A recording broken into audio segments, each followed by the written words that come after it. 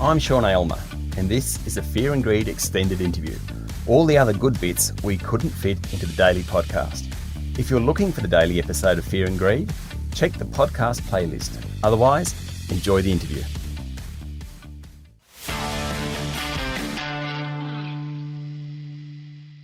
Since COVID-19 struck the health sector and the economy, the federal government has committed and invested somewhere close to $200 billion to prop up business and consumers, helping the country through one of the greatest challenges in our history. One day, it will all have to be paid back, though. Today, we're talking to Jason Falinski, the federal Liberal member for Mackellar on the northern beaches of Sydney. Jason is also chair of the Standing Committee on Tax and Revenue. Jason, welcome to Fear and Greed. Thanks for having me. I've read your CV. You had a really decent job at Insurance Australia Group in strategy, and then you ran Carewell Health. Why did you go into politics? Honestly, because I've always loved economics, and I think politics is economics in 3D. So that was the reason why. And then you get the usual things around you want to make a contribution, it's something that you want to do for your community. If you find yourself in a position where you're not really reliant on the wages and other things, then it becomes a pretty good thing to be able to do, to give back to the community that's given so much to you. I have great admiration for politicians, no matter what side of the fence they come from, because they really do commit their lives to it. And there's impacts certainly financially and in all sorts of aspects. Are you enjoying it? You've been in 4 years now. Are you enjoying it? Yeah, I am. I have to say, there's no day that I don't enjoy. Your capacity to explore ideas and to talk to some of the most interesting people in this country and to get their views on what's going on is just, it's a privilege. Do you think your private enterprise background, you haven't been a career politician or you haven't been a career unionist, do you think that has helped you operate as a member of Parliament? Oh, absolutely. Because you get here and people think about legislation and regulation in a very sort of silo way. And what they don't understand is that people trying to run businesses, people trying to get on with their lives, end up in this position where it's just the cumulative effect of regulation on top of regulation, which inhibits people from getting on and doing what they really started a business to do or really are meant to be doing in large companies. And the result of that is pretty negative. I would imagine you'll have a very realist or pragmatic view of policy when you've been through everything you've been through. Your electorate is full of small businesses. How are they surviving the pandemic? I mean, there's been lots of support from government, which has been wonderful. But in your electorate, how do you think that's going? My electorate is pretty privileged because during the pandemic, a lot of people have turned around and have said, look, there are things that we want to do around the house, which has usually resulted in them calling on a tradie. And we have a lot of tradies on the northern beaches. Then there's the entrepreneurial class who, for example, like Ocean Guardian, Visium Flex, Naked Wines, etc. And they've all sort of really benefited from the extra capacity that's currently in the economy because people are staying at home more and just allowing people to get around Sydney a lot better. And then I think the sort of cafes and restaurants, while they're not doing as well as they were doing, a lot of people are coming to the beach while they've got the spare time to do so. And while they're there, they're picking up a coffee, having a meal. So a lot of those businesses, while they're, as I say, they're down on last year, they're doing okay, especially compared to other parts of the country. So let's move on to Canberra. Are you in Canberra at the moment? I'm sitting in my parliamentary office as we speak. It must be quiet because that building's normally buzzing, but there's no public and, in fact, fewer staffers. It must be fairly quiet, is it? Probably 20% of the normal staff levels. There are no members of the public coming in, and there are no lobbyists, which means there's far fewer meetings. How's Aussie's Cafe? How's that surviving? That's the other thing. The usual sort of watering and eatering holes in Parliament House have been closed or downgraded. So while Aussies are still open, you can't hang around. You've got to take it back to your office. So, yeah. And everyone's having to wear masks in the corridor. Right. Now, as I mentioned, you're chair of the Standing Committee on Tax and Revenue. Tough job in these COVID times, though it probably does open the door for greater reform. What areas of reform are most important, do you think? Look, I think the biggest thing that we need to focus on is creating systems that are self-improving. So I'm not really looking at specific parts of the Tax Act and saying, oh, wouldn't it be good if we could nip it here or tuck it there, and then we end up with a much better tax system. I think one of the things that we need to look at is how we create incentives and embed in the tax system an ongoing need for constant reform and simplification and efficiency and simplifying the system so that Australian businesses can get on and the Australian community generally can get on with doing what they do best, which is not filling out tax forms, but create goods and services that people both here and around the world want to buy. So have you got an example of that, a tangible example? Oh, look, the classic example that I would come up with, and we're doing an inquiry at the moment, is the employee share schemes.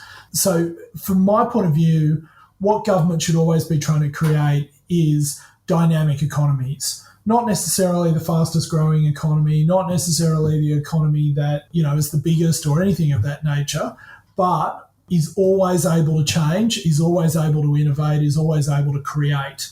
That's what government policy should be aimed at, because over the long term, what we know is those types of economic systems produce for the people who are served and who work in those economic systems. And employee share schemes are at the core of that.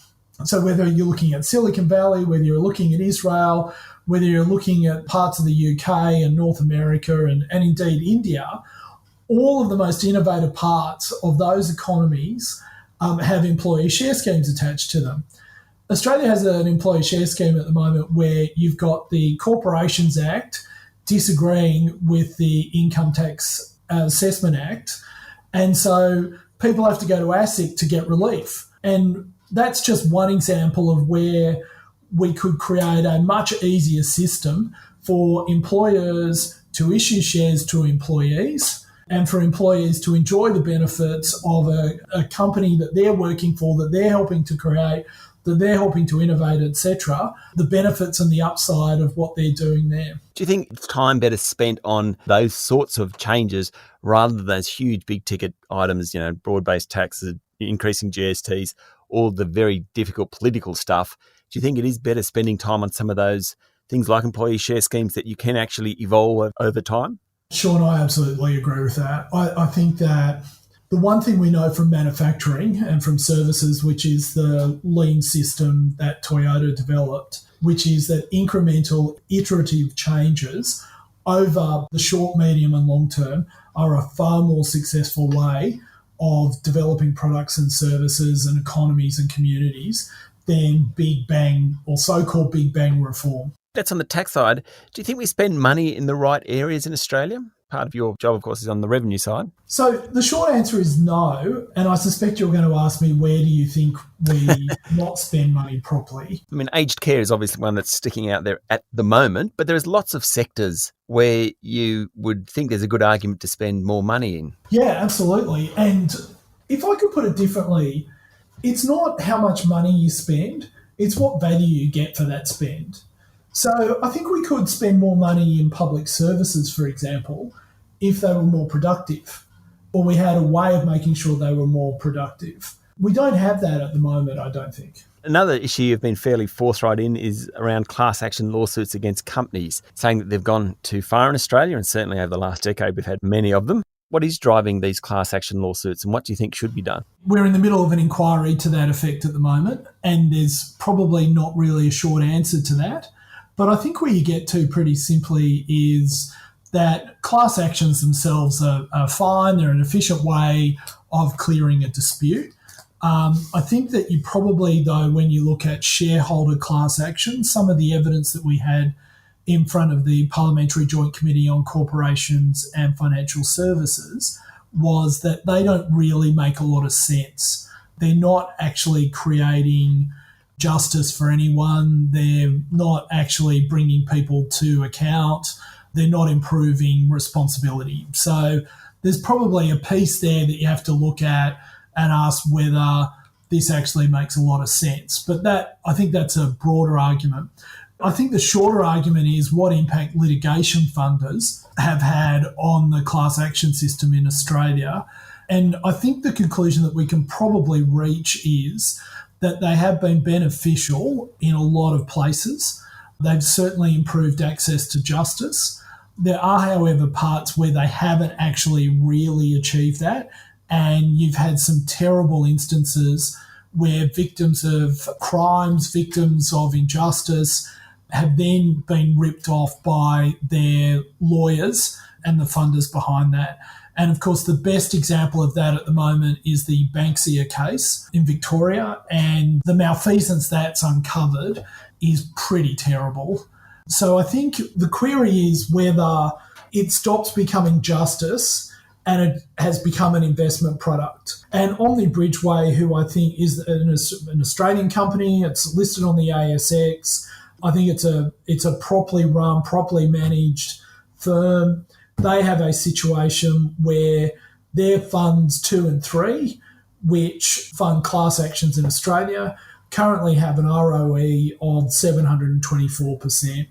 And as we've seen more people come into the market, what we found is the rates of return on equity have not declined, as you should see in a normal market.